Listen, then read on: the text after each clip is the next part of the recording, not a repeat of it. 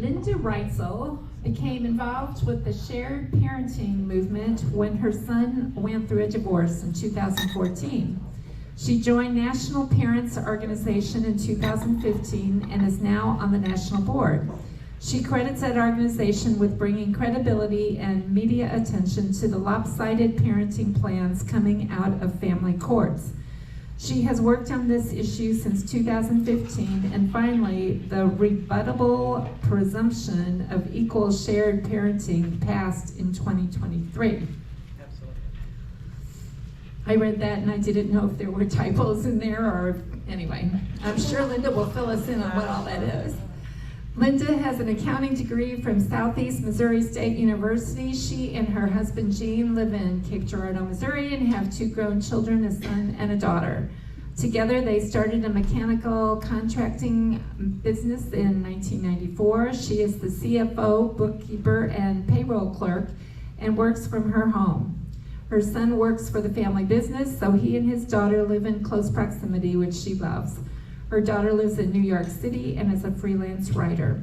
Linda has been a CASA, which is a court-appointed special advocate, where she also saw firsthand the abuses and problems that can happen to families in family courts. Her training for CASA taught her that children always long for both parents and extended families. CASA training taught her that families do not have to be perfect, they just have to be safe. Since 2014, she has been at the front line of family law reform in Missouri. She knows many of the legislators and plans on keeping up the pressure to make family courts friendly to families. Give a warm welcome for our own Linda Reutzel.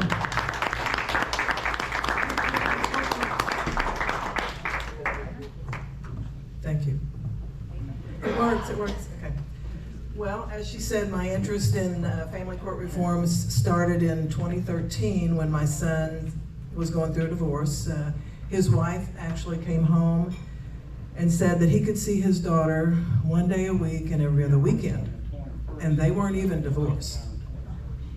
You see, she knew something that my son did not know at the time, and that is that family court has a bias against fathers when awarding parenting time with children. Sure enough, the many months later, that bias played out in court and my son's life was changed forever. Before divorce, he could be a loving, hands-on dad. Although he did get joint legal and physical custody of his child, the parenting time schedule defaulted to a standard joint schedule, which is 1 day a week and every other weekend. He was devastated. My son was in court to get a divorce from his wife, not his child. He was not giving up any right to parent his child. That's not working. Get the tech expert over Okay. here.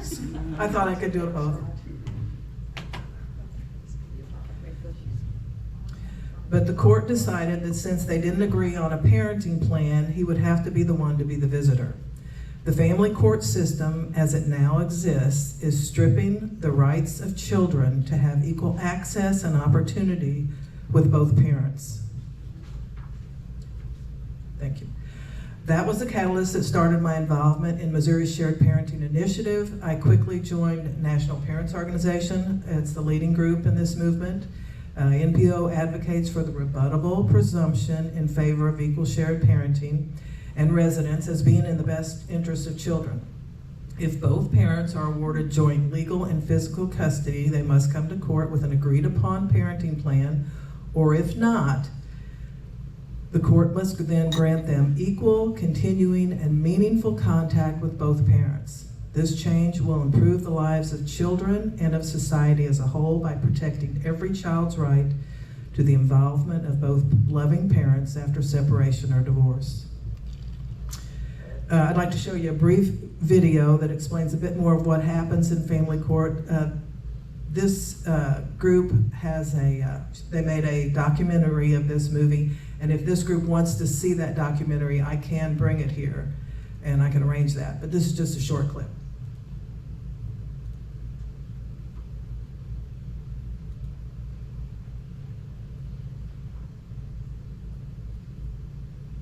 You want me to take over?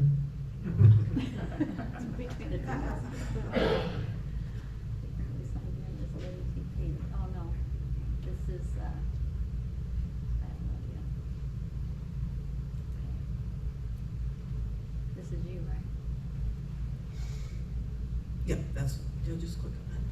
I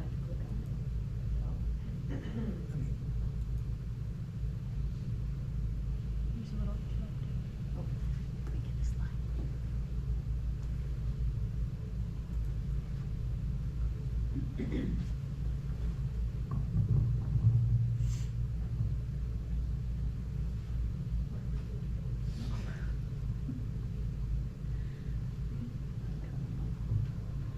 We have internet.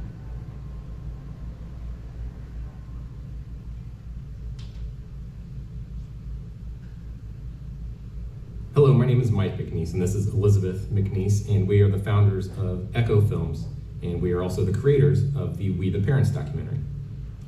We made We the Parents because we both have been through family courts, and we had very different experiences, and we thought that our own experience was something unique, but as we connected with more families, we realized that the way the courts operate right now is actually impacting millions of families across the country and even across the world. So we wanted to tell the stories of parents and families who've gone through the court system to explain what happens and maybe bust some myths about how family courts operate. Elizabeth and I have both been through family court. She had a much different experience than I did. Hers wasn't so bad, and mine I thought was awful, but then as we started creating this documentary and getting more involved in the shared parenting movement, we found that my story really wasn't that bad, and in fact, I'm one of the lucky ones. And there are so many people that have been victimized by the family courts, and children obviously are being the true victims there. When you're going through it, it's easy to be loud, and you come across to other people as maybe a little unhinged or emotional. I think as a society, it's easy for us to look at other people's experiences and think, well, that's just an odd situation, or that's just an extreme case. It's not normally like that. But what we've learned is that that's not the case. And the most shocking thing was when we were interviewing some of the cast members, some of the parents in the film, we were talking to parents who were the stay-at-home parents before they went through a divorce. They had the children a majority of the time, they were the primary caretakers, and even still they couldn't get the standard parenting time with their own children. And not because they did anything wrong. No laws were broken. They were happy, law-abiding citizens who had always been part of their child's life on a day-to-day basis. But because they were separating from the other parents, the court was able to come in and sever that parent-child relationship. So in We the Parents, we tell the real stories of some people who've been through family court, but we also offer solutions, and we think we know what the solution is, and we just need to get those laws changed in many of the states across the country. So what you can do is watch the film if you haven't already. Please share it with your family and friends. Share it with your legislators. Share it with everybody that you can on social media. We're trying to create a buzz and get some awareness about the family court issues.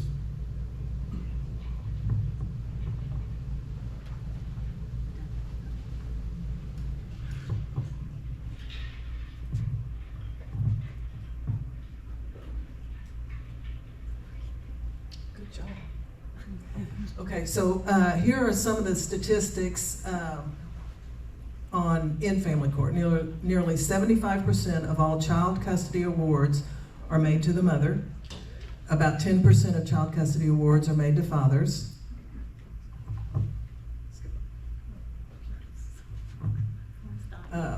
And nearly 40% of all non-custodial fathers have no access to or visitation rights with their children.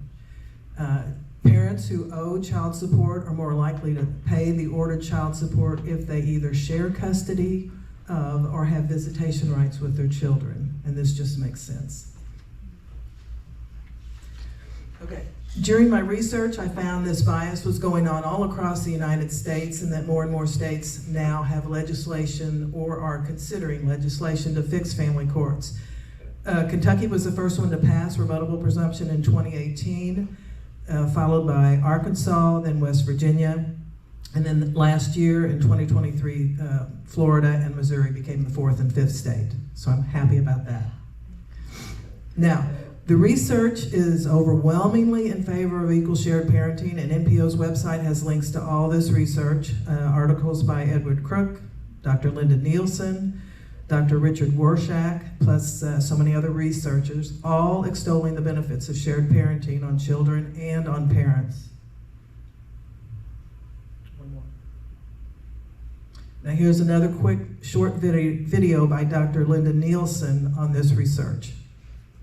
Where's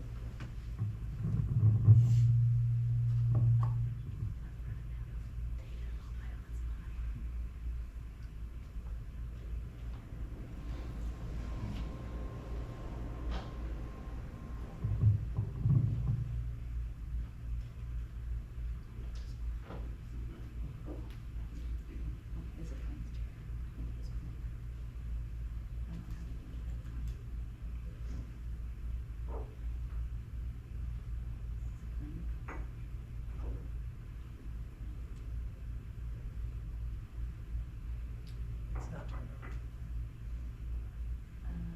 volume? We didn't rehearse. Where's the volume?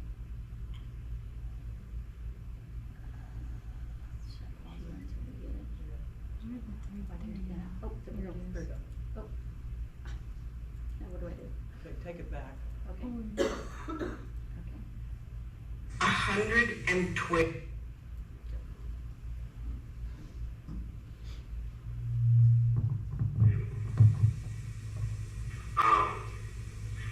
Is there any consensus among social scientists about shared parenting? If so, what do they advise? If you'd asked me this a year ago, I would have said no. We don't have any consensus. But we had a groundbreaking event in January of 2014. 112 social scientists from around the world reached a consensus on shared parenting. They wrote this in an article. It was written by Richard Gorshak. It was published in an American psychological journal called Psychology, Public Policy, and Law. Those 112 experts agreed. Again, this is groundbreaking to get 112 social scientists to agree. And they agreed that, based on the scientific literature, shared parenting should be the norm for parents. So the problem is I'm running out of data on my hotspot. Okay, well, So, we can skip over that. oh my. You got the gist of it. That many researchers agreeing on one thing is really unheard of. And they all agreed that shared parenting was the best scenario for children of divorce or separation. Okay. Now we're here. Oh, should I go?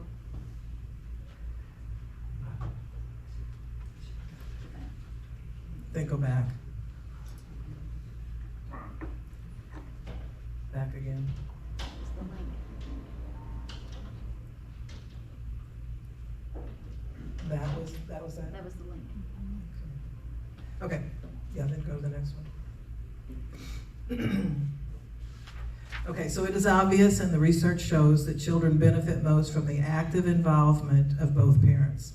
If there is no proof of abuse, neglect, or drug use, the increasing evidence proves that equal shared parenting and joint residence promotes the welfare of both child and parents after divorce or separation. So just as children have a right to two parents, both parents have an equal right to parenting time with their children.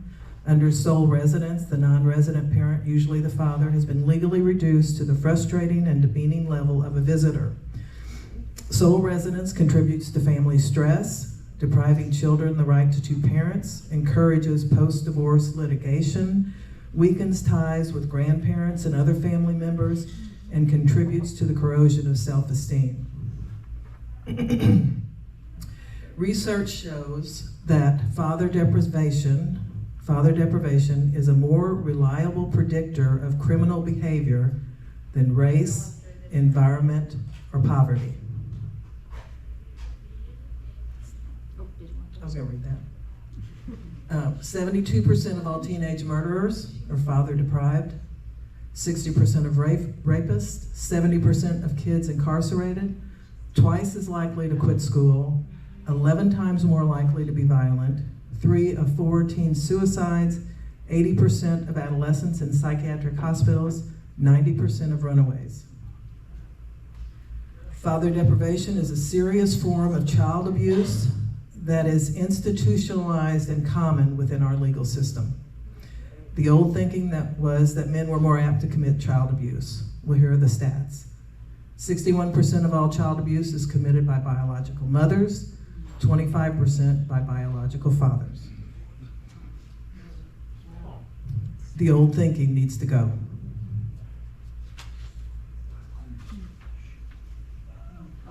Another click.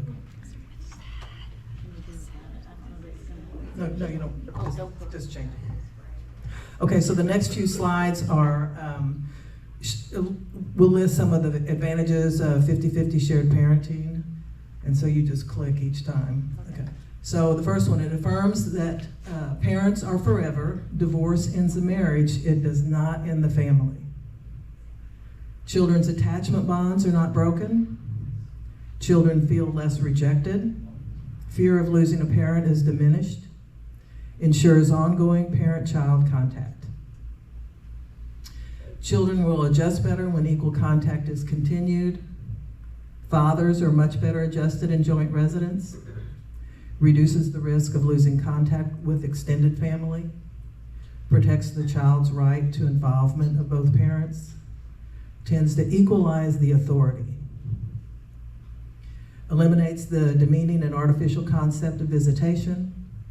Allows parents to personalize and tailor a plan to fit unique needs. Leads to better compliance with financial child support.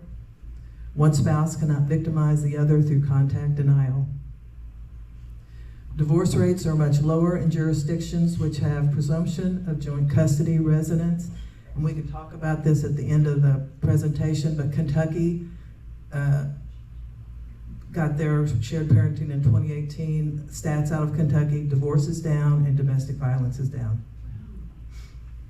Litigation and relitigation is lowered, of course. Equality lessens conflict. Joint residence and custody reduces conflict over time, which is best for children.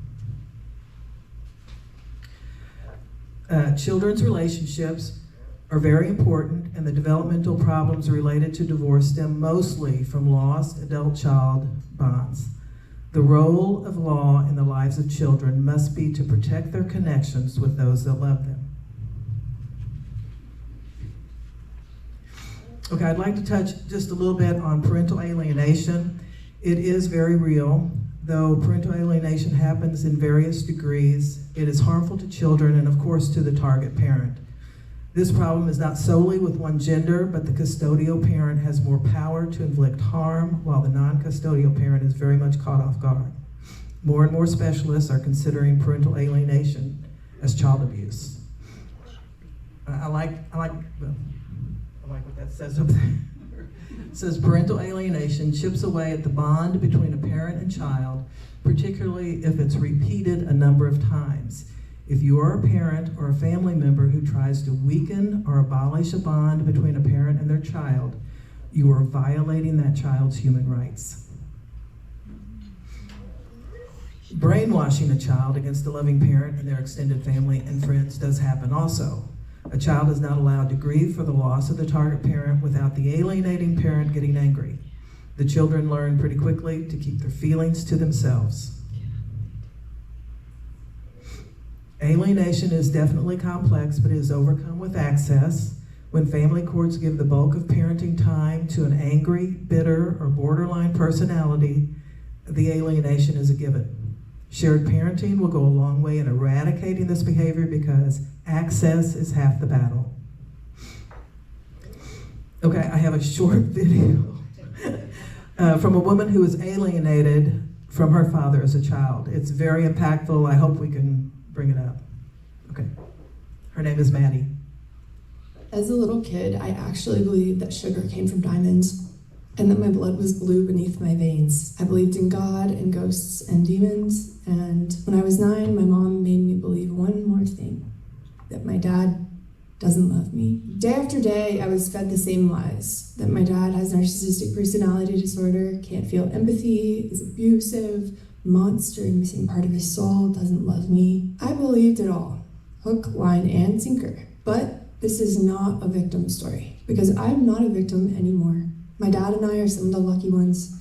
I learned the truth and we've become close again. I share my experience as a cautionary tale. I want people to know this can happen because it did happen to me and many other survivors that I've met. That being said, losing my dad, who was my very best friend until that point, created a line in the sand for me. From that point, there was before and there was after. Age 9 was a disaster. Like most survivors of childhood trauma and abuse, in terms of mental and physical health, at age 9, I began to immediately decline.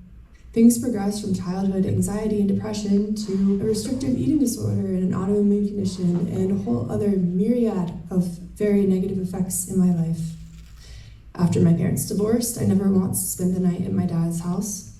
I rejected him for the next 20 years, although he kept a room and a bathroom for me. At 28 years old, with 2 little girls of my own, I learned about a very specific form of child psychological abuse called parental alienation from, believe it or not, a YouTube video by a former alienated child named Ryan Thomas. Shout out to you, Ryan. Thank you for changing my life. This is partially why I began to make YouTube videos. What is parental alienation?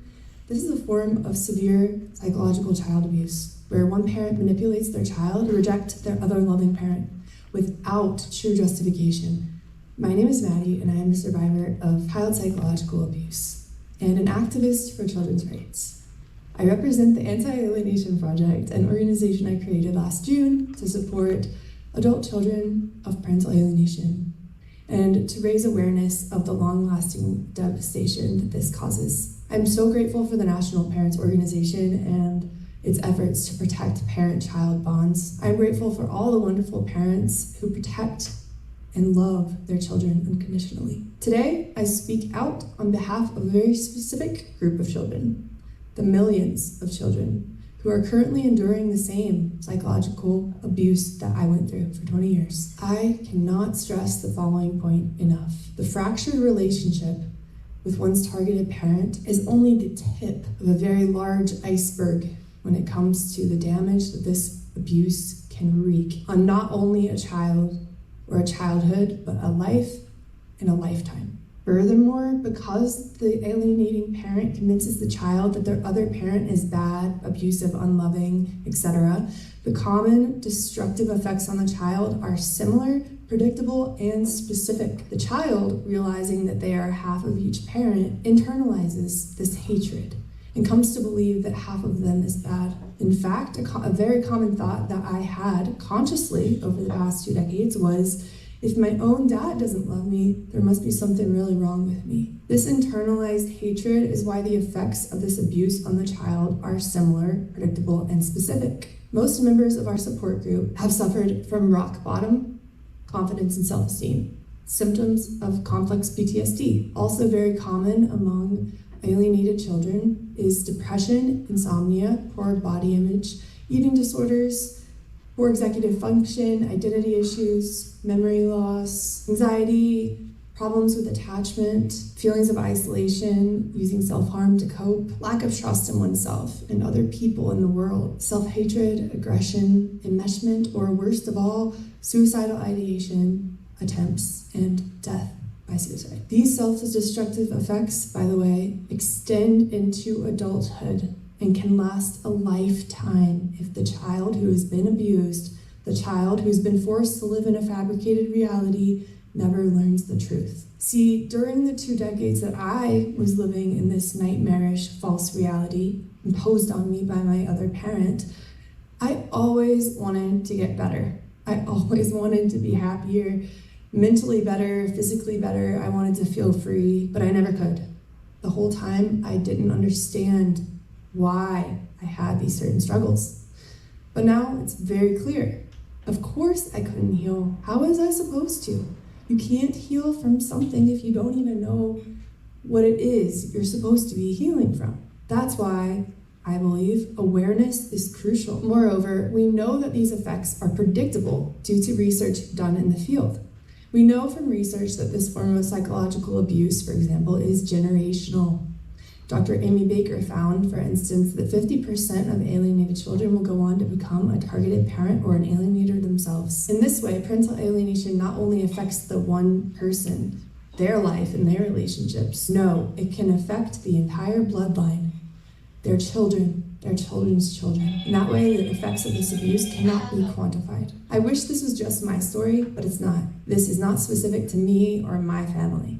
This is a very common form of abuse, but the weird part is that most people don't know what it's called, or how to treat it, or how devastating it actually is. But in fact, this is a worldwide epidemic. Like most childhood survivors of parental alienation, upon learning the truth that my dad does love me and that he's not abusive, he's always cared about me, and he never gave up on me. In terms of mental and physical health, I began to improve quickly. It's been 2 years now since I watched that video from Ryan Thomas on YouTube and learned what happened to me and put the pieces of my life together.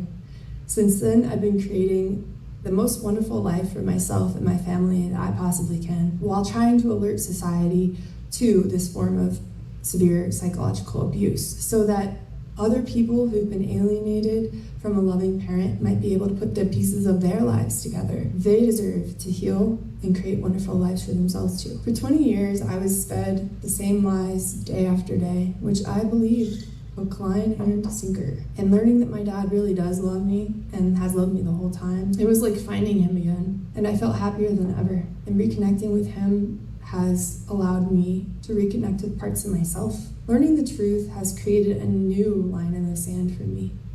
There was before, and now there is after. The bottom line is that children deserve to live in reality. Parental alienation is child abuse, and to deprive a child of their loving parent is a human rights violation. Thank you.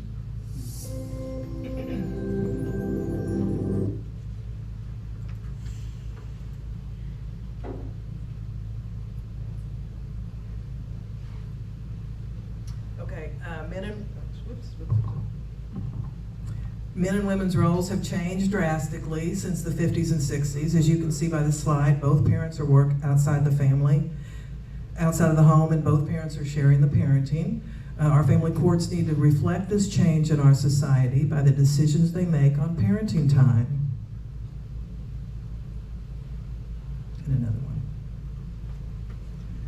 Women are half of the workforce, hold 52% of management and professional jobs, hold 60% of the college degrees, outperform men academically, yet when it comes time to decide who gets the kids and who should pay whom, 82% of women are awarded custody and 89% are awarded child support.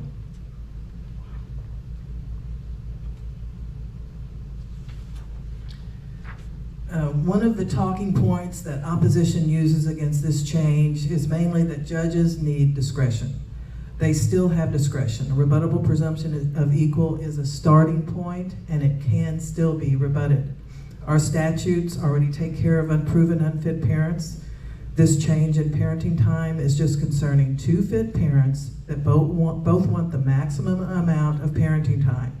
The judge then must make a default of 50-50 and not the lopsided order that is given now. And there are many 50-50 schedules out there that parents can choose from, or they can make up their own, the one that fit their unique needs. Then there's the consistency argument for giving one parent the bulk of time with children. They say that children need the consistency of sleeping in the same house or riding the same school bus to school. Well, research blows this out of the water. I do agree that children need consistency, but it's not with the school bus driver, it is with their parents. Our family courts should not be encouraging either parent to spend less time with their children. Judges should not make it more difficult and costly for parents to remain integral parts of their children's lives. The amount of money in your checking account should not determine your right to parent your child. Family law should be uniform throughout the state. Parents going through a divorce or separation should not be victimized by where they live or which judge they get. Parenting your children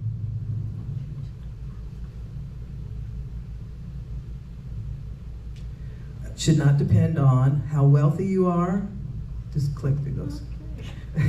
Which county you live in, which judge you have, unproven allegations, or your lawyer's talents. Okay. This legislation is meant to ensure that fit parents going through a divorce have the opportunity to remain consistent parents with their children. Children have a fundamental right to be loved, guided, educated, nurtured equally by both fit and willing parents. To deny this is child abuse. It is obvious that children need and want both parents. It's in their DNA. With the passage of SB 35 in 2023, we became the 5th state with rebuttable presumption of equal shared parenting. It will now be assumed that fit and willing parents will get equal time with their children. This change should create an environment where a costly fight is not automatically necessary and eliminates the winner-take-all approach. It is a monumental shift in our family court system. Just leave it here. The two main groups who fought this change are lawyers and domestic violence groups. So let's look at the research, and this might trigger a few of you, but the truth needs to be known.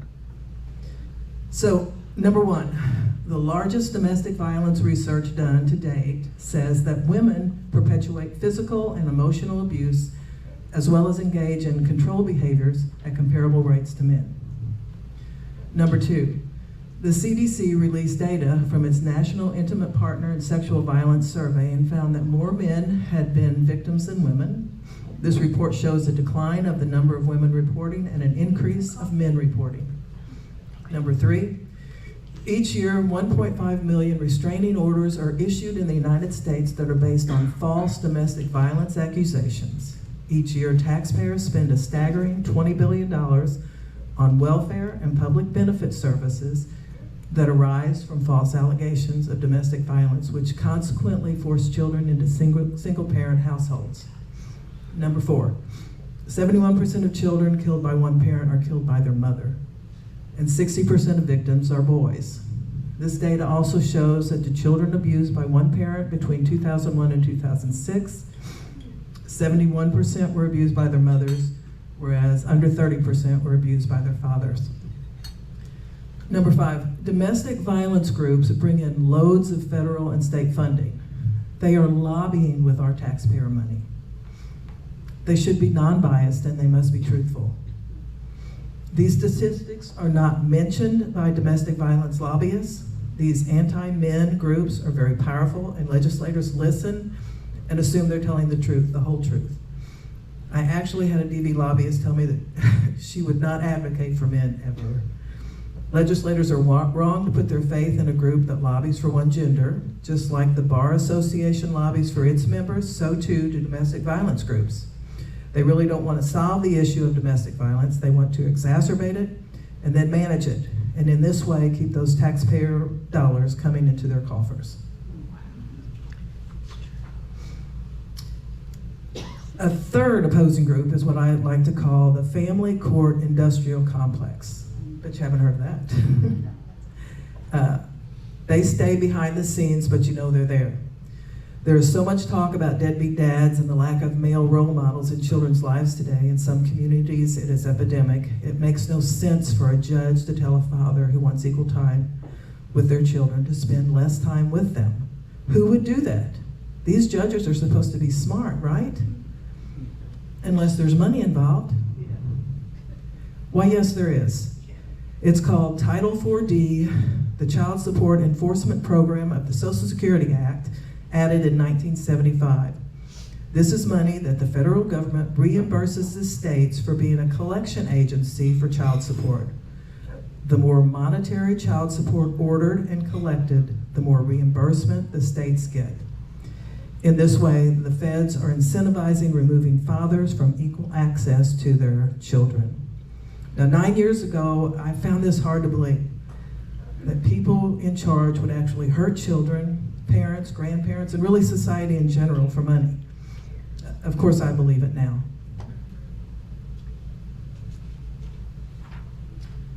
Okay, over the last 9 years, I've witnessed many games being played. The first couple years, I had a chairman of a committee who would not let my bill get voted on. So we moved it to another committee where it finally got a vote, only to languish on the House and Senate calendars. When it was finally voted out of the House, only to be filibustered in the Senate. Just the threat of filibuster was enough to keep it off the floor. There is a way to stop a filibuster called a PQ, but if the legislation is not a high priority for Republicans, they will not do it. So the bill had to wait till that senator was term limited. This same senator told me that men want custody to lower their child support. So I asked her if she thinks women want custody so they can get more child support. She didn't answer that. How about both parents love their kiddos and want as much time with them as possible? I was kicked out of a congressman's office who happened to be a lawyer. He asked me why I thought the Bar Association was against the shared parenting bill. I simply said conflict is lucrative. He was offended by that truth, but law firms bring in big bucks on costly custody battles. I spoke with a judge that told me the hardest cases are when both parents are great. Oh my gosh. I bet the kids don't feel that way. Legislators have asked me why I, as a woman, would be fighting for this. Women have sons, they have grandchildren, they have brothers, they have fathers. A lawyer called me a pushy grandmother. Not pushy, I just know right from wrong. Well, you kind of are pushy, Linda. Well, in some cases, you need to be pushy. That's right. Legislators also would say that the judge hears the facts and knows who the better parent is. Really, because the concept of better parent is pretty subjective. None of us are perfect parents, and to imply that in a divorce situation we have to raise the bar is ludicrous. Okay, shared parenting is the best scenario for children of divorce or separation. In fact, it is second only to an intact family. But this latest research I've heard is astonishing. I hope we can get this up.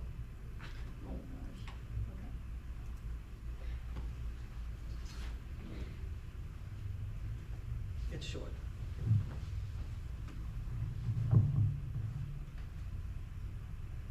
They're less likely to end up in jail, but they have the same statistical chance as children raised by just their father.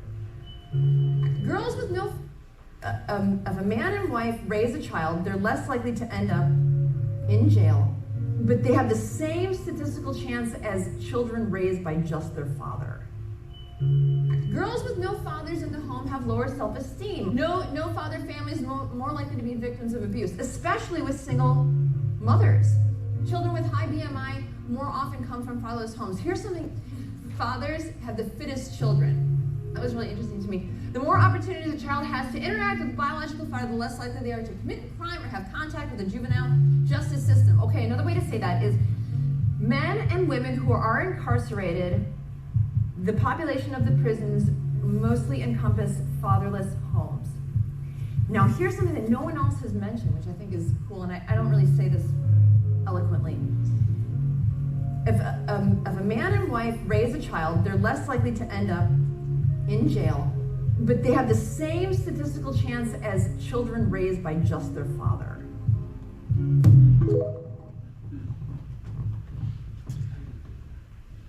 That is amazing.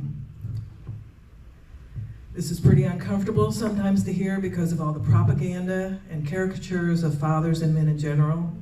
I think we conservatives realize how important the family unit is and how vitally important men are. Our woke culture insinuates that men and women can be interchanged. They cannot be. It is time for us to realize that fathers are not insignificant, and if we want to solve what's wrong with our culture, we must fight back. Our legislators should only do things that strengthen the family. We have to stop the destruction of the family. I have one last video that I really like to.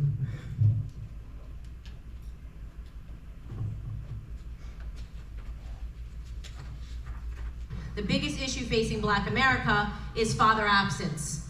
We have children that are growing up without their fathers in the home, and that is being incentivized by the government right now via the welfare system. When the government says we'll give you more money if you don't marry the father of your children, you are incentivizing bad behavior in our community. What happens when you remove a father from the home? This is why I do not mess with feminism at all. I'm not with it. This breakdown and mocking masculinity, making it seem like there's something wrong to be a man, all of this contributes to the breakdown of family. Tupac Shakur, the late rapper, once said, "I know for a fact that had I had a father, I'd have some discipline, I'd have more confidence." He admitted he began running with gangs because he wanted the things a father gives to a child, especially to a boy: structure and protection. "Your mother cannot calm you down the way a man can," Shakur said. "You need a man to teach you how to be a man." Children who grow up without a father are 5 times more likely to live in poverty and commit crime, 9 times more likely to drop out of school, and 20 times more likely to end up in prison. The Journal of Research on Adolescence confirms that even after controlling for varying levels of household income, kids in father-absent homes are more likely to end up in jail. And kids who never had a father in the house are the most likely to wind up behind bars. In 1960, 5% of America's children entered the world without a mother and father married to each other. By 1980, it was 18%. By 2000, it had risen to 33%, and 15 years later, the number reached 41%. Fathers matter. Until we have a government policy that makes that its first priority, nothing will change. I fear that he's right. Okay, so I wanted to also mention some of the other reforms that I would like to see in our family court system. Right now, child support should end. There are 2 kinds of people in the world: the colonizers and the colonized. We can watch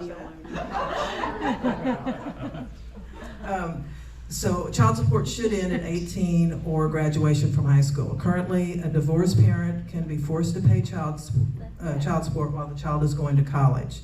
Married parents can choose to help or not. So what's the difference between a divorced parent and a married parent? They can help if they want, but they shouldn't be forced, because a lot of times that forces the kid into college so that the other parent that receives the custody gets that money, and that's a waste. Okay, number 2, this might be, you might be triggered by this too, but I want DNA tests at birth. Since the sexual revolution of the 60s has encouraged men and women to be sexually active, there have been more and more men who find out later that they are not the father of the child they raised. I know several of them. This is devastating to the child as well as the parent. There's also been times when a child is given to the wrong parents in the hospital. This simple blood test could solve this problem. Number 3, alimony maintenance has no rhyme or reason currently. It just depends on how the judge feels. There should be a uniform schedule of when maintenance can be ordered and for how long. Lifetime maintenance should be illegal. And 4, consequences for false allegations. I have not heard of anyone who faced arrest or fines when caught fabricating lies on their ex. Without consequences, false allegations will not stop. And then 5, I think we need more reasonable monetary child support. Both parents have the same bills. It's just ridiculous to make one destitute. And then this is MPO's website. You can click on that. It's got all this research on it and has all the things that are happening in this movement. And so if you have any questions or concerns, I'll do my best. And also let me say, I think it was a year and a half into my son's nightmare, he and his ex got together and they are doing 50-50 shared parenting, and it is working great. I get to see my granddaughter is more than I deserve, and it's all working great.